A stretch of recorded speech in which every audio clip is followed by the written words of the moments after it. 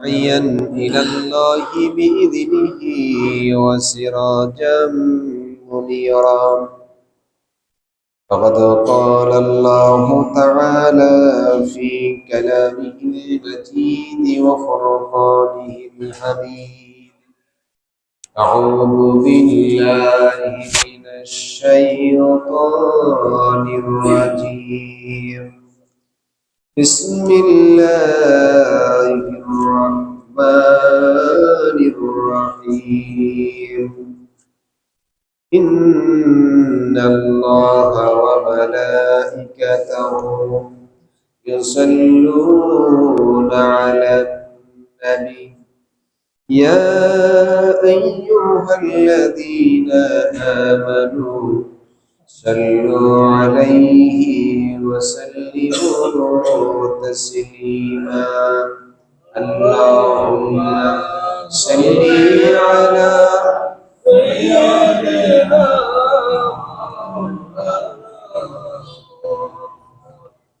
وعلى آل سيدنا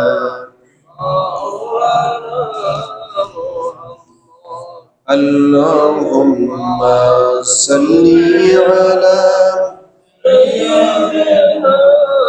مولانا محمد وعلى آل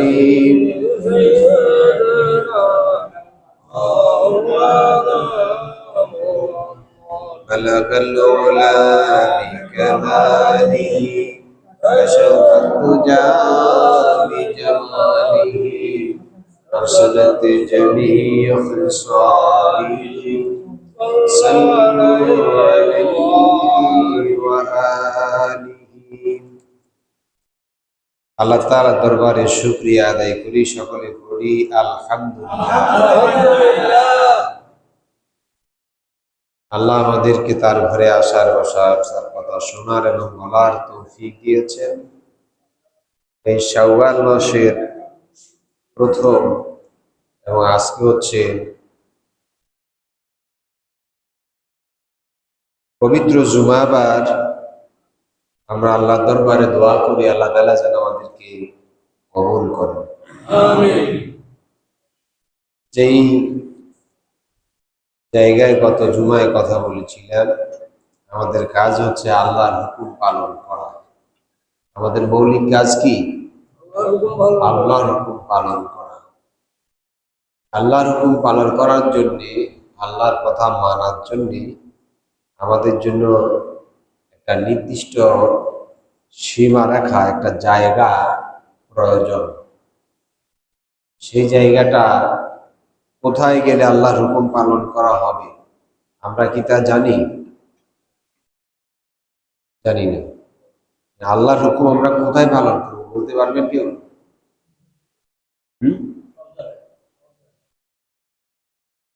আল্লাহর হুকুম পালন করা আমাদের জন্য আমাদের জন্ম থেকে মৃত্যু পর্যন্ত যেখানেই আমরা থাকি, যাই আমরা করি, ওর মধ্যেই আল্লাহর হুকুম মানতে হবে।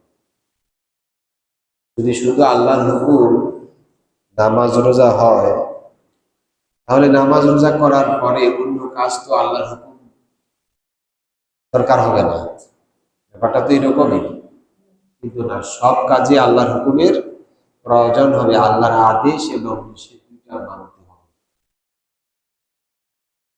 কেউ যদি মানে, বিশ্বাস করে, সে মুমিন, আল্লাহর কাছে সে বিনিময় পাবে। আর কেউ যদি না মানে, কেউ যদি অস্বীকার করে, অমান্য করে, তাকেও তার সে অবাধ্যতার পরিণাম তাকে ভোগ করতে হবে, তার বিনিময় তাকে গ্রহণ করতে হবে, ইচ্ছাই হোক আর অনিচ্ছাই হোক। আল্লাহ আমাদেরকে আদেশ করছেন আমরা আল্লাহর ইবাদত কোথায় করব। কোরআন শুধু এই কথা বলেনি, মা খালাকতুল জিন্না ওয়াল ইনসা ইল্লা লিয়াবুদুন। মানব এবং দানব জাতির সৃষ্টির একমাত্র মৌলিক অন্যতম কারণ হচ্ছে আল্লাহর ইবাদত করা। কার ইবাদত? আল্লাহর ইবাদত। অন্য যত প্রাণী আছে বলা হয় তাকে 18,000, কিন্তু 18,000 নয়, লক্ষ লক্ষ প্রকারের প্রাণী আছে না? কারোর জন্য, কারো ব্যাপারে এই রকমের হুকুম বাধ্যবাধকতা এটা আল্লাহ নাজিল করেন নাই। কথা বোঝা গেল? কোন প্রাণী আল্লাহর হুকুম এই কোরআন এবং হাদিস এটা মানতে বাধ্য নয়। তাদের জন্য হালাল এবং হারাম, তাদের জন্য জান্নাত এবং জাহান্নাম, শরীয়তের কোনো বাউন্ডারি তারা নাই। শুধুমাত্র মানুষের ব্যাপারে বলা হচ্ছে, আর জিনের ব্যাপারে আল্লাহ বলছেন মানব এবং দানব, মানুষ এবং জিন এই দুই প্রজাতিকে আল্লাহ তার ইবাদত করার জন্য সৃষ্টি করেছেন। কোথায় আমরা ইবাদত করব যদি প্রশ্ন করি, জবাব আল্লাহর কোরআন দিবে। ইয়া ইবাদিয়াল্লাযীনা আমানু ইন্না আরদি ওয়াসিআতুন ফা ইয়্যায়া ফা'বুদুন। আল্লাহ তাআলা বলছেন, হে আমার বান্দারা, যারা ঈমান এনেছো, বিশ্বাস করেছো, ইন্না আরদি ওয়াসিআতুন, আমার এই জমিন সুপ্রশস্ত, যেখানেই তোমরা থাকো আমার ইবাদত করো, ফাইয়া ফা'বুদুন, আমার ইবাদত করো। আর আল্লাহ শিখিয়ে দিচ্ছেন আমার ইবাদত কিভাবে করবে। নামাজের জন্য যিনি আমাদেরকে আজকে ডেকে এনেছেন, আমরা কি আল্লাহ ডাকে আসছি না সবাই? ইজা নুদিয়া লিস-সালাত মিন ইয়াউমিল জুমআতি ফাসআউ ইলা যিকরিল্লাহ। আল্লাহ বলছেন জুমার দিন তোমাদেরকে যখন নামাজের জন্য আহ্বান করা হয়, ফাসআউ ইলা যিকরিল্লাহ, আল্লাহর আহ্বানে দ্রুত অগ্রসর হও। ওয়াজারুল বাই', ক্রয় বিক্রয় লেনদেন সব ব্যস্ততাকে অবসর রেখে ফেলে রেখে আল্লাহ শরণার্থে অগ্রসর হও। যেই আল্লাহ এইভাবে নির্দেশ করেছেন, আদেশ করেছেন মসজিদে আসার জন্য, সে আল্লাহ আবার আদেশ করছেন, ফাইদা কুদিয়াতিস সালাতু ফান্তাশিরু ফিল আরদি ওয়াবতাগু মিন ফাদলিল্লাহ। ফাইজা কুদিয়াতিস সালাত, যিনি নামাজের জন্য ডাকলেন, তিনি বলছেন যখন নামাজ শেষ হবে, নামাজ যখন শেষ হয়ে যাবে, ফান্তাশিরু ফিল আরদ, তোমরা জমিনে আবার বেরিয়ে পড়ো।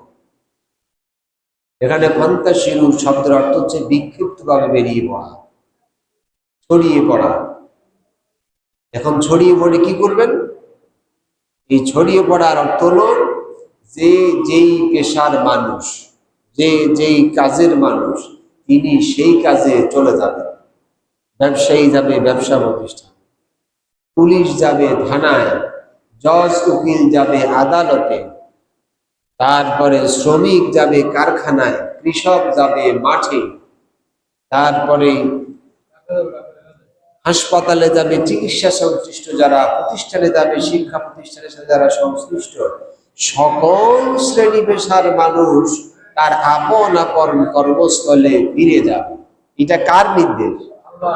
খুব লক্ষ্য করেন, যার হুকুমে জুমার নামাজে উপস্থিত হয়েছি, যার নির্দেশে এই নামাজ ফরজ হয়েছে, যার ডাকে এখানে এসেছি, তিনি আবার নির্দেশ করছেন নামাজ যখন শেষ হয়ে যাবে আবার বেরিয়ে পড়ো। ফান্তাশিরু ফিল আরদ, জমিনে ছড়িয়ে পড়ো, অর্থাৎ স্ব স্ব কর্মস্থলে ফেরত যাও। যায় কি করবা? ওয়াবতাগু মিন ফাদলিল্লাহ, অন্বেষণ করো, অনুসন্ধান করো, এই ফাদলিল্লাহ মানে রিজকিল্লাহ, আল্লাহর দেওয়া রিজিক তালাশ করো, অনুসন্ধান করো, জীবিকা উপার্জন করো। এই হাদিস আপনারা শুনেছেন, রাসূলুল্লাহ বলেছেন ফরজ ইবাদতের পর হালাল জীবিকা উপার্জন করা আরেকটা ফরজ ইবাদত। আমরা মসজিদে ঢোকার সময় যে দোয়াটা পড়ি সেটা কি? সবাই পড়েন নাই মনে হয়, ওই ঘুমে আসি গেছে, এমন রহমত দিছে আল্লাহ। মসজিদে ঢোকার সময় কি পড়ি? আল্লাহ, অর্থাৎ আল্লাহ তোমার রহমতের দরজা আমার জন্য খুলে দাও, এটা মসজিদে ঢোকার সময় বলি। আর যখন বেরিয়ে যায়, বের হওয়ার সময় কি বলি? অর্থ কি? জাহান্নামের দরজা বন্ধ করে দিতে হবে। হ্যাঁ, এই দোয়াটাও অর্থ জানি না। আল্লাহুম্মা ইন্নী আসআলুকা, হে আল্লাহ তোমার কাছে নিশ্চয়ই আমি চাই, মিন ফাদলিকা, এই ওয়াবতাগু মিন ফাদলিল্লাহ, আল্লাহ যে ফাদলিল্লাহ রিজিকের কথা বলেছেন দোয়ার ভিতরে হাদিস রাসূলুল্লাহ শিখাইছেন, এই দোয়াই মসজিদ থেকে বের হইতে পড়ো, আল্লাহুম্মা ইন্নী আসআলুকা মিন ফাদলিক, আল্লাহ তোমার দেওয়া জীবিকা, তোমার দেওয়া রিজিক চাই। কথা বুঝছেন? এখন আল্লাহর কাছে রিজিক চাইয়া কি চুরি করা যাবে? কথা বল না। ওজনে কম দেওয়া যাবে? মিথ্যা সাক্ষী দেওয়া, অবৈধ ব্যবসা, অস্ত্রের ব্যবসা, মাদক ব্যবসা, চাঁদাবাজি, আরেকজনের জমি দখল, মিথ্যা মামলা, মিথ্যা সাক্ষী, এগুলি করা যাবে? আপনি তো চাইলেন আল্লাহর কাছে আল্লাহর দেওয়া রিজিক, এগুলি কি আল্লাহর দেওয়া রিজিক না শয়তানের রাস্তা? শয়তানের রাস্তা। তারপরে তো মানুষ যায়, মানুষ যায় কিনা? দেখেন, কর্মস্থলে যাওয়ার পর আল্লাহর নির্দেশনা আছে, فَإِذَا قُضِيَتِ الصَّلَاةُ فَانتَشِرُوا فِي الْأَرْضِ وَابْتَغُوا مِنْ فَضْلِ اللَّهِ وَاذْكُرُوا اللَّهَ كَثِيرًا لَعَلَّكُمْ تُفْلِحُونَ। আল্লাহ তাআলা বলছেন, যখন নামাজ শেষ হবে জমিন দিয়ে বেরিয়ে পড়ো, আল্লাহর দেওয়া জীবিকার অনুসন্ধান করো। আর কি করো? ওয়াজকুরুল্লাহ কাসীরান, আল্লাহরে বেশি বেশি করে স্মরণ করো। ওয়াজকুরুল্লাহ, আল্লাহকে বেশি করে স্মরণ করো। আল্লাহরে বেশি করে স্মরণ করো মানে আল্লাহর হুকুমের মধ্য দিয়েই তোমার জীবিকার কার্যক্রম পরিচালনা করো। লা ইলাহা ইল্লাল্লাহ এটা যেমন জিকির, এই কোরআনটাও কি? কোরআনের আরেক নাম জিকির, এটা জানেন না? আজকে নতুন শুনতেছেন? ইন্না নাহনু নাযালনা যিকরা ওয়া ইন্না লাহু লাহাফিজুন। আল্লাহ বলছেন, ইন্না নাহনু নাযালনা যিকরা, আমি এই জিকির নাযিল করেছি। এটার নাম কি? জিকির। তাসবির দানা টিপে টিপে লা ইলাহা ইল্লাল্লাহ, সুবহানাল্লাহ, আলহামদুলিল্লাহ, আল্লাহু আকবার, এইটা জিকির। তার থেকে বড় জিকির কোনটা? মসজিদে বসে বসে সুবহানাল্লাহ, আলহামদুলিল্লাহ পড়া সহজ, কর্মক্ষেত্রে এই কোরআন দিয়ে কর্ম করা সহজ নয়। এই জন্য এই জিকির সবাই গ্রহণ করেন। কোরআনের নাম যে জিকির, এটা দলিল দিচ্ছি তো, বুঝছেন? এটা তো আল্লাহর কথা। কার কথা? এবার কোরআন যারা মানে না তারাও এটাকে জিকির বলেছে। কোরআন যারা মানে না তারাও কোরআনকে কি বলে? আমরা যারা মানি এটা, আমরা এটা জিকির বলে স্বীকার করি না।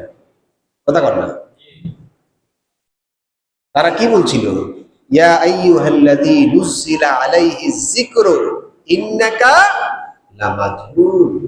অবিশ্বাসীরা তারা বলতেছিল নুযিলা আলাইহিজ যিকির, যার উপরে এই জিকির নাজিল হয়েছে। জিকির মানে কি? কোরআন। যার উপরে কোরআন নাজিল হয়েছে ও একটা পাগল। নাউজুবিল্লাহ বলতে ইচ্ছে করে? তাহলে কোরআনের নাম আমরা কি পাইলাম? এখনো বুঝে না কোরআনের নাম কি। এই জন্য আল্লাহ বলেছেন ফাজকুরুল্লাহ যিকরান কাসীরা। আমি ওই হাদিস আপনাদেরকে শুনাইছি যে রাসূলুল্লাহর সেই সাহাবী যাকাত কালেকশন করে এসে বলছে, হুজুর এটা আমার হাদিয়া, এটা যাকাতের। হুজুর কি বলছিলেন? এর জবাবে, তোমার চাকরি বন্ধ, অ্যাসিস্ট্যান্ট রিলিজ, বাড়ি চলে যাও, কালকে থেকে আর ডিউটি নেই, অন্যজন যাবে ডিউটি। আর কালকে থেকে আমি দেখব কারা কারা বাড়িতে এনে তোমার হাদিয়া দেয়। এই যারা ঘুষ খায়, আছে না এরকম? ইমানদার আছে তো? এই ঘুষখোরদের যদি আমাদের দেশে এই সুন্নত থাকতো যে ঘুষখোরের শাস্তি হলো সাথে সাথেই প্রমাণিত হওয়ার সাথে সাথে চাকরি থেকে বহিষ্কার। ঘুষ বন্ধ হইতো না চলতো? কিন্তু কেউ করে না। ওই ঘুষখোর ঘুষ তো খায়, যারা আবার তার বন্ধ করতে যায় তাদেরও ঘুষ দেয়। ভাগে যোগে মিলে জুলে মিলেমিশে আছে ওরা, ওই চাকরি যেমন বাঁচান যায় আর কি। না, আপনি আল্লাহ জিকির করতে পারলেন না, হালাল জীবিকাকে হারামের সাথে মিশ্রিত করে আপনি শয়তানের ইবাদত করলেন, আপনার চাকরি আল্লাহর ইবাদত হলো না। কথা বুঝে গেল? কথা বুঝে গেল? আরে ভাই, যুদ্ধ তো হচ্ছে ইসরায়েল, আমেরিকা আর ইরানের সাথে, এবং গতকালও দেখছি ইরান বলছে 6টা দেশের তেলবাহী জাহাজ নিরাপত্তা দিয়ে তারা পার করে দেবে, বলছেনি? বাংলাদেশ আসেনি? ভারত, পাকিস্তান, চীন, বাংলাদেশ, ইরাক এবং আরেকটা কোনটা? এই 6টা দেশের তেল তারা কোনোভাবে বাধা দেবে না, তারা তাদেরকে বন্ধু বলেই সহযোগিতা করবে। এখন মনে হয় না তেলের জন্য যুদ্ধ আমাদের দেশে লাগছে। কোথায় লাগছে? আমাদের দেশে। 2 দিন আগে দেখছি তেল বেচা কিনা চলে, কোনো সমস্যা নেই। এখন তেল নেই, হাহাকার। 220 টাকা। একজন কালকে বলতেছে 400 টাকা দিবে। পাম্পে যারা রিয়েলি বিক্রি করতেছে 200 কম কম করে দিচ্ছে, তারা কিন্তু সে দামে বিক্রি করতেছে। এই যে একটা কৃত্রিম সংকট সৃষ্টি করা, এরকম কৃত্রিম সংকট সৃষ্টিকারীদের ব্যাপারে রাসূল কারীম সাল্লাল্লাহু আলাইহি ওয়াসাল্লাম বলেছেন, মানুষের জীবন মানের উপর এরকম কৃত্রিম সংকট সৃষ্টি যারা করবে, যারা ওজনে কম দেবে, খাদ্যে যারা ভেজাল দিবে, কৃত্রিম সংকট যারা সৃষ্টি করবে, রাসূলুল্লাহ বলেছেন এরা আমার উম্মত নয়। এরা আমার কি নয়? আর মারা গেলে আমরা সবাই বলবো বিসমিল্লাহি ওয়া আলা রাসূলের ওয়াদার সাথে আর আমাগো জবানের সাথে মিলছে? কথা কর না। এই বদমাশ, চোর, এই দুর্নীতিবাজ, এই কৃত্রিম সংকট সৃষ্টিকারী, এই ক্রাইসিস তৈরিকারী এই বদমাশ মারা গেলেও আমরা বলি মিল্লাতে রাসূলুল্লাহ। শয়তান কিন্তু হাসে, শয়তান হাসে, আর শয়তান বলে ইন্নী আখাফুল্লাহি রাব্বুল আলামিন। তোরা যে বদমাশি করতেছস, আমি তো একটা ভুল করেছি, তোরা যতগুলি বদমাশি করতেছস তোদের উপর আল্লাহর লানত আসবে, এজন্য তোদের কাজ দেখে আমি আল্লাহরে ভয় পাই। কে কয়? আছে না কোরআন শরীফে? শয়তানের লাগাই দিয়া কয়েক সময় দূরে, কারণ আমার একটার উপরে আল্লাহর লানত নাজিল হয়েছে, আর তো শত শত অপরাধ করছে, ওর মধ্যে আল্লাহ গজব আসবে। ও মসজিদে আসলে জিকির করে, মসজিদ থেকে বাইরে গেলে আল্লাহরে ভুলে যায়। এরকম শয়তানটা আসেনি? এই শয়তানে করে যারা আবার সাহায্য করে, শয়তানে করে যারা আবার আশ্রয় দেয়, প্রশ্রয় দেয়, এগো বিপদ আসেনি? আমি বানাই বলছি মনে হয়। احشروا الذين ظلموا وأزواجهم وما كانوا يعبدون من دون الله فهدوهم إلى صراط الجحيم। আল্লাহর কথা কি সুন্দর! কিয়ামতের দিন আল্লাহ বলবেন বিচার হওয়ার পর, উহশুরুল লাযীনা যালামু, যারা মানুষের উপরে এইভাবে জুলুম করেছে সেইগুলিকে একসাথ করো, ওয়া আজওয়াজুহুম, এদেরকে যারা সাহায্য করেছে, সহযোগিতা করেছে, প্রোটেকশন দিয়েছে, আইনি সহায়তা দিয়েছে, সার্বিক সহায়তা দিয়েছে, সমর্থন দিয়েছে, সবগুলিকে একত্রিত করো। আরো কারা? ওয়া মা কানু ইয়াবুদুনা মিন দুনিল্লাহ, যারা দুনিয়ার উপরে কৃতকর্মগুলি আল্লাহর ইবাদত করে নাই। 125 টাকা তেল 200 টাকা বিক্রি করা, 400 টাকা বিক্রি করা আল্লাহর ইবাদত না শয়তানের ইবাদত? আমার কথা বুঝেন নাই? একটা লোক নিরপরাধ, তারে মামলায় ফাঁসায় দেওয়া আল্লাহর ইবাদত না শয়তানের ইবাদত? একটা অপরাধীকে অপরাধী হিসেবে আইনের হাতে তুলে না দিয়ে তাকে বাঁচাই দেওয়া আল্লাহর ইবাদত না শয়তানের ইবাদত? আল্লাহ বলছেন এরকম শয়তানের ইবাদত যারা করবে, শয়তানের সাথে ওয়াজওয়াজুহুম উহশুরু, একসাথ করে হাসরের ময়দানে একসাথ করে কি করবা? ফাহাদুহুম ইলা সিরাতিল জাহিম, জাহান্নামের রাস্তা দেখায় দাও। খুব আরামের জায়গা জাহান্নাম, খুব আরামের জায়গা। কে কে যেতে চান? কেউ যেতে চান? কেউ আমরা যেতে চাই। কিন্তু মসজিদ থেকে বাইরে এলে এই কথা আবার মনে থাকে না, মোটেও মনে থাকবে না, মোটেও মনে থাকবে না। তরমুজ কিনলাম বালা, বাদ যাই দেখি পোষা, ঘটনা কি? না, ওই যে আমি হয়তো টাকা দিয়ে অমনোযোগী, পাশের থেকে ওই রিজেক্টটা ঢুকাই দিয়েছে, যেটা চাইছি ওইটা জায়গায় রয়ে গেছে। আল্লাহর ইবাদত না শয়তানের ইবাদত? কথা বলো না, আল্লাহর ইবাদত না শয়তানের ইবাদত? এই জন্য সিন্ডিকেট একটা শব্দ আছে, সবসময় আমরা শুনি, কি সিন্ডিকেট। গত কয়েকদিন আগে একটা পাঞ্জাবি ব্যবসায়ীর কথা আপনারা জানেন নিশ্চয়, এরপরে দেশ থেকে চলে গেছে নি। এর অপরাধ কেউ বেছে 3000, সে বেছে কত? 300। এই জন্য সে পালাই চলে গেছে, তার জান নিয়ে বাসে ব্যবসা হবে। আমার কথাগুলি কি বুঝতেছেন? কেন আমাদের দেশে কি আইন নাই, প্রশাসন নাই, গভর্নমেন্ট নাই, মন্ত্রী নাই, কি নাই? একটা জিনিস নাই, হ্যাঁ? বিবেক আছে? বিবেক না থাকলে 300 টাকার হাত যাবে, 3000 টাকা কেমনে বেছে? হেতারও বিবেক আছে। বাজারে 300 টাকা বেছে, হেতারও বিবেক আছে। হাতে জবানবন্দি দিয়েছে আমার 240 টাকা আমার খরচ পড়ে, আমি 60 টাকা তো ব্যবসা করতেছি, তারও বিবেক আছে। 3000 টাকা যে বিক্রি করে তারও বিবেক আছে।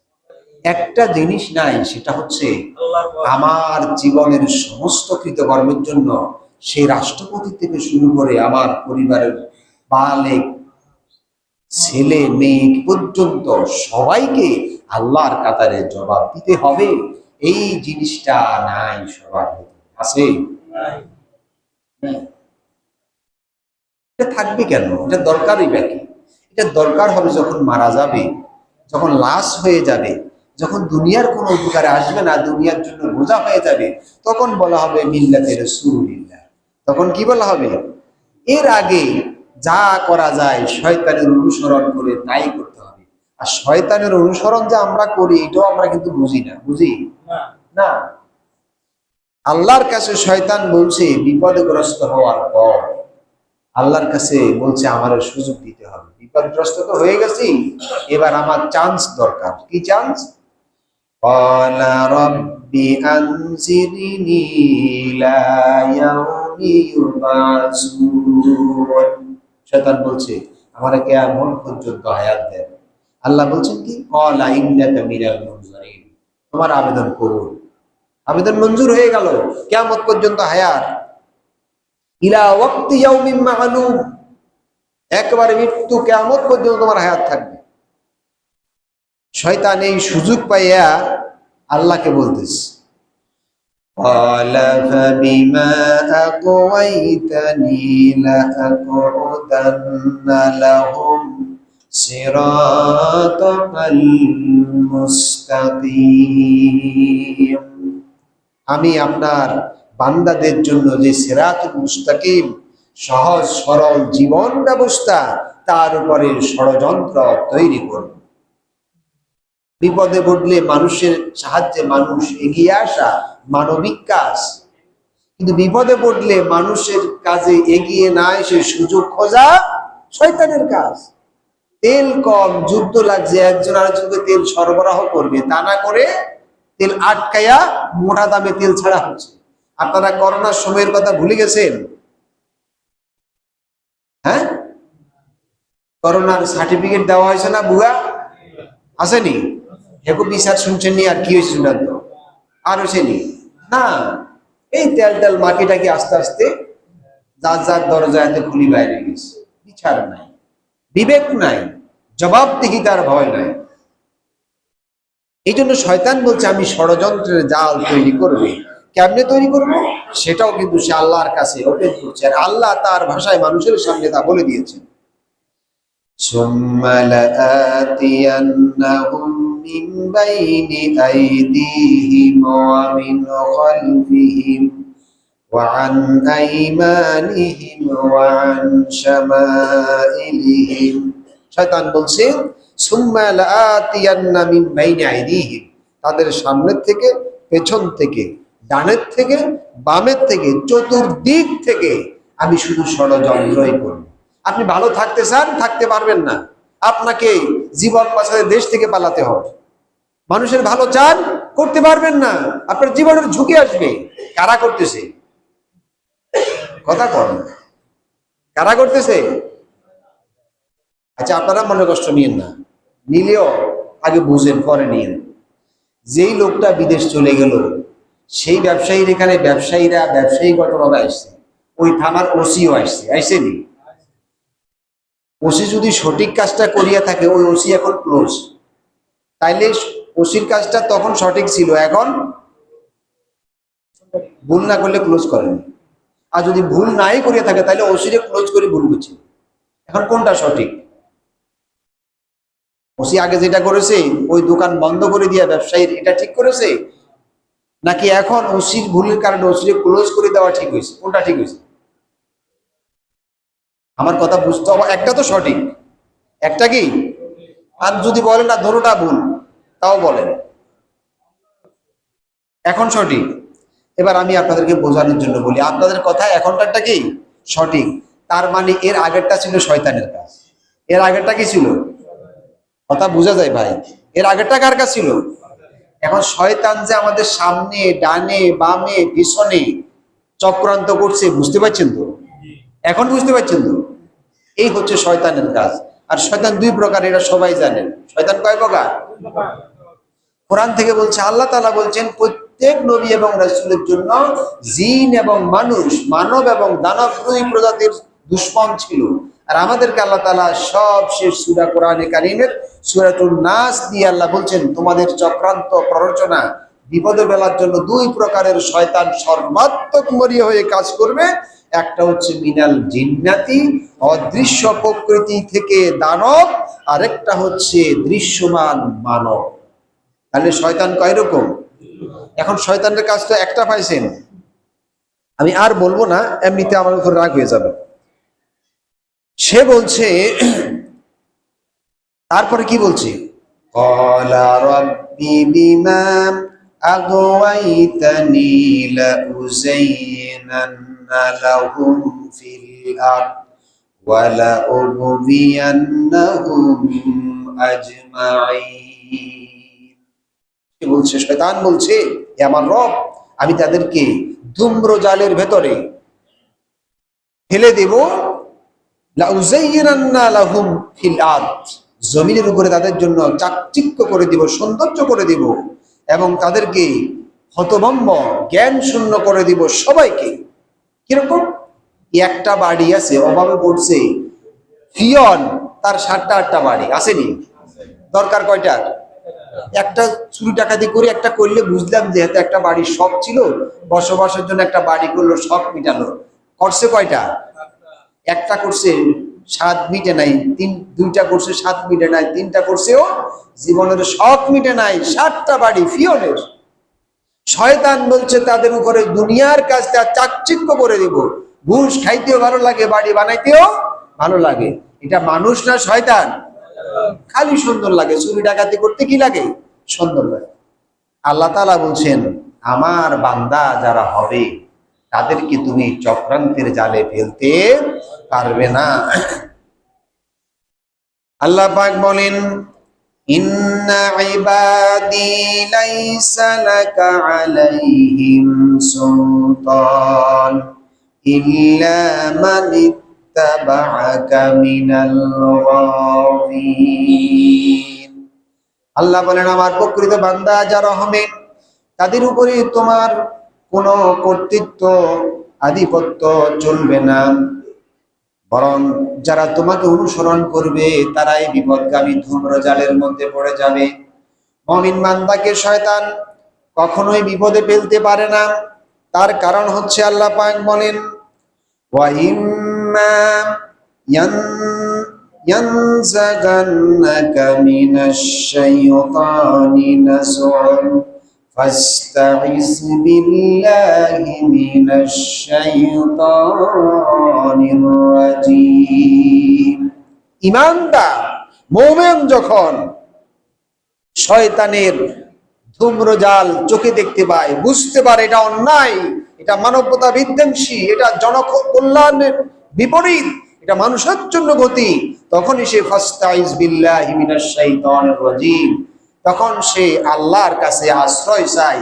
যাকারুল্লাহ, তখন আল্লাহর কথা তার মনে পড়ে, সে সিন্ডিকেটের বিরুদ্ধে জিহাদ ঘোষণা করবে, সিন্ডিকেটের পক্ষে অবস্থান নেবে না। কারণ সে কার ইবাদত করে? আল্লাহ। তার মনের মধ্যে ভয় থাকবে আল্লাহর, আমাকে আল্লাহর কাছে জবাব দিতে হবে। ইবাদত, আল্লাহর ইবাদত, নামাজ রোজা যেমন ফরজ, হালাল জীবিকার ক্ষেত্রে হালাল জীবিকা উপার্জন করা তেমন ফরজ। নামাজের ভিতরে যেমন কথা বললে নামাজ হবে না, হারাম হবে, রোজার ভিতরে দিনের বেলায় একটা সুলা খাইলে যেমন হারাম হবে, রোজা হবে না। জীবিকা উপার্জনের ক্ষেত্রে যে যেখানে যে কর্মে যে অবস্থায় তার হালাল জীবিকার ভিতরে হারাম কাজ করলে তার ইবাদতটাও হারাম হবে, এটা শয়তানের ইবাদত হবে। কথা ক্লিয়ার? এরপরও মানুষ করে, এরপরেও মানুষ করেনি, করে।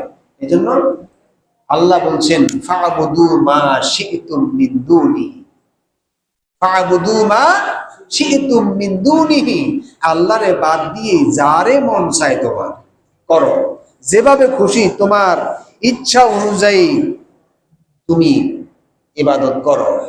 তবে মনে রেখো হে রাসূল, তাদেরকে শুনাইয়া দেন, কুল ইন্নাল খাসিরিনাল্লাযীনা খাসিরু আনফুসাহুম ওয়া আহলিহিম ইয়াওমাল কিয়ামাহ আলা যালিকা হুয়াল খুসরানুল মুবিন। হে রাসূল, এদেরকে বলে দেন, নিশ্চয় তারা দেউলিয়া হবে, সর্বহারা হবে, যারা এইরকম শয়তানের ইবাদত করেছে, আল্লাহকে বাদ দিয়ে দুনিয়ার সব কাজ করেছে। কিয়ামতের দিন তাদের পরিবার, তাদের পরিজন, তাদের নিজের থেকে সবার থেকে তারা ক্ষতিগ্রস্ত হবে। অপরাধীদেরকে দেখলে সেই সময় স্বামী পরিচয় হবে না, স্ত্রীর পরিচয় হবে না, সন্তানের পরিচয় হবে না, ভাইয়ের পরিচয় হবে না, মা বাবা সন্তানের পরিচয় নেবে না, নেবে? আরে পরকাল তো পরের কথা। করোনার সময় যেটা চোখে দেখছেন, বাপ মারা গেছে, ছেলেরা দেখতে আসে নাই, স্বামী মারা গেছে, স্ত্রী বাড়ির থেকে পালায় গেছে, আরে বর যাত্রী গেটে আসছে, ছেলে হাসি দিছে, বিয়া ভাঙি গেছে, হাসি দিছে আর কি কয়, ওর করোনা আছে, বিয়ে ক্যান্সেল, হাজার হাজার লাখ টাকার আয়োজন, বিয়ে ক্যান্সেল, এরকম ঘটনাও ঘটেছে। এখানেই এতটা ভয়, পরকালে কেউ কারো কোনো উপকারের কেউ কারো এক জাররা পরিমাণ বোঝা বহন করবে না। সুতরাং দুনিয়া অর্জন করেন হালাল পন্থায়, দুনিয়া কামাই করেন আল্লাহর হুকুমের মধ্য দিয়ে। আল্লাহর হুকুমের বাহিরে গেলে আপনার আমল নামায় এই পাপের বোঝা কেউ গ্রহণ, আজকে বিশ্বাস বন্ধ, দু চোখ অন্ধ হোক, এর এক পয়সাও আপনার কোনো উপকারে, যে 7টা 5টা বাড়ি যারা বানাইছে এই বাড়িতেও তারে কবর দিবে, কবর দিবে। এই জন্য দুনিয়া কামাই করব, অবশ্যই করব, এই জন্য আল্লাহ পাঠাইছেন, কিন্তু আল্লাহর হুকুমের মধ্য দিয়ে যাতে পরকালের জবাবদিহিতাটা আল্লাহর কাছে দেওয়া যায়। আলাইহি তাওয়াক্কালতু ওয়া ইলাইহি উনীব। কাবলাল জুমা যারা